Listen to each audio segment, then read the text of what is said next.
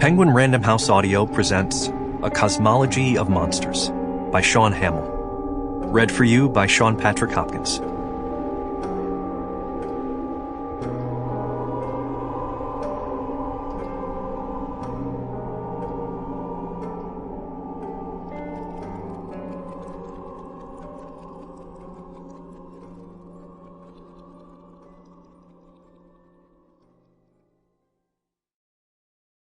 This book is for my mother, Patrice Hamill, my mentor, Laura Kopchick, and my wife, Rebecca H. Hamill.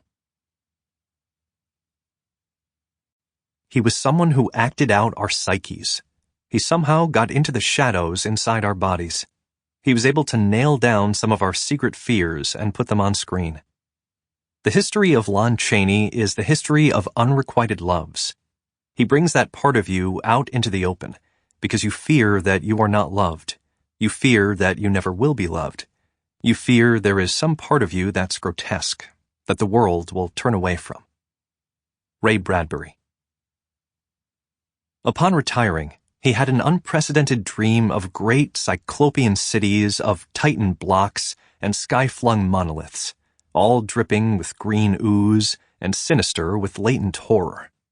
Hieroglyphics had covered the walls and pillars, and from some undetermined point below had come a voice that was not a voice, a chaotic sensation which only fancy could transmute into sound, but which he attempted to render by the almost unpronounceable jumble of letters, Cthulhu Fhtagn.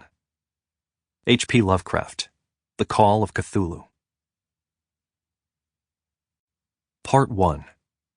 The Picture in the House. 1.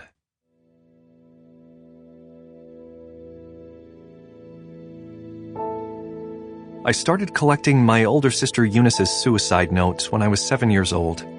I still keep them all in my bottom desk drawer, held together with a black binder clip. They were among the only things I was allowed to bring with me, and I've read through them often the last few months, searching for comfort, wisdom, or even just a hint that I've made the right choices for all of us. Eunice eventually discovered that I was saving her missives and began addressing them to me. In one of my favorites, she writes, "Noah, there is no such thing as a happy ending. There are only good stopping places." My family is spectacularly bad at endings. We never handle them with grace. But we're not great with beginnings either. For example, I didn't know the first quarter of this story until recently, and spent the better part of my youth and young adulthood lingering like Jervis Dudley around the sealed tombs of our family's history. It's exactly that sort of heartache I want to prevent for you, whoever you are. For that to happen, I have to start at the outermost edges of the shadow over my family, with my mother, tall, fair-skinned, and red-headed Margaret Byrne, in the fall of 1968.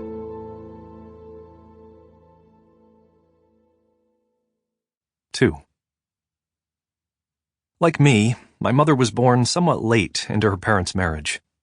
Unlike me, however, she reaped the benefits of being born to financially successful parents. Her father, Christopher Byrne, was a women's clothing buyer for Dillard's department stores and had a close personal relationship with William T. Dillard himself. Margaret didn't know her father well. She thought of him as a handsome stranger who smelled of cigarettes and who always brought home gifts from trips to New York, mostly original cast recordings of the Broadway musicals he saw while away, but she never wanted for anything. She grew up in a big house in the suburbs of Memphis, Tennessee, and always had a generous allowance, nice clothes, cars, and, when the time came, tuition at her parents' alma mater, Tilden University, a small conservative Christian school in Searcy, Arkansas. "You'll never have to worry about money," Margaret's mother told her. And in 1965, that seemed true. My grandfather had been so successful at Dillard's that, in 1966, as my mother matriculated for her freshman year of college, he left the company to open his own store. However, by the winter of 1967, the store was off to a slow start, and in the summer of 1968, while Margaret was home for summer break, her mother broke the news. The store was failing. The Byrnes would pay Margaret's tuition for another year, but would have to take away her car, her monthly allowance, and the dorms. When Margaret reminded her parents that she would need at least 2 more years to finish her bachelor's in English, never mind her master's in library science, her mother said, "I'd suggest you speed up work on your MRS before you worry about your BA." Only somewhat daunted, Margaret did her best with a near impossible situation. When she returned to Cersei in the fall, she'd secured a job at Bartleby's, the town's only bookstore, and rented a room from the owner, Rita Johnson, a widow whose only religion was the written word and whose politics were more Betty Friedan than Richard Nixon. Mrs. Johnson lived in a cozy 2-story house near campus, charged a pittance for rent, and laid down almost no rules. She didn't care what hours Margaret kept, as long as she didn't bring boys to the second floor of the house, and Margaret could use the TV and the record player as much as she wanted, as long as she kept the volume low. All of this new freedom was an abrupt, almost startling change from the stringent rules of the old residence hall. Margaret had never wanted to come to Tilden, with its mandatory signed morality pledges and heavily enforced attendance at Sunday morning worship services. She'd enrolled because it was the only school her father would pay for. She'd suffered through all the religious ritual in the hopes of a college degree, a career, and a life of her own. And now, living with Mrs. Johnson, she got her first taste of what that life might look like. Margaret loved her new quarters, her new freedom, and best of all, she loved the dim lighting and narrow aisles of Bartleby's. She loved stocking the new arrivals, setting up themed displays, and helping her customers, kindred spirits on the hunt for stories.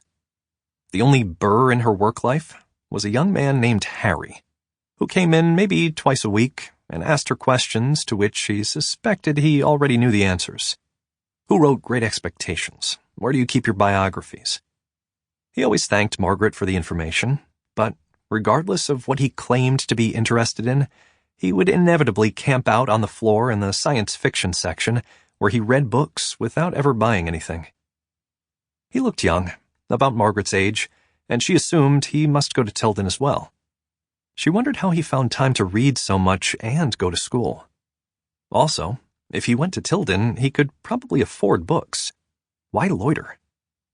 It got on her nerves, but whenever she confronted him about it, he replaced the unpurchased merchandise on the shelf, apologized, and left.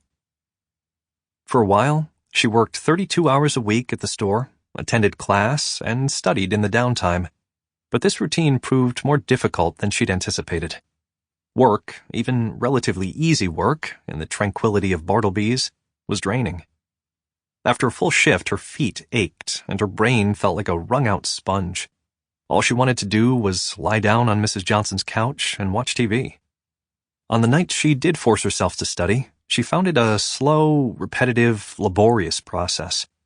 She had trouble focusing, and had to read paragraphs or single sentences over and over again to glean any approximation of meaning.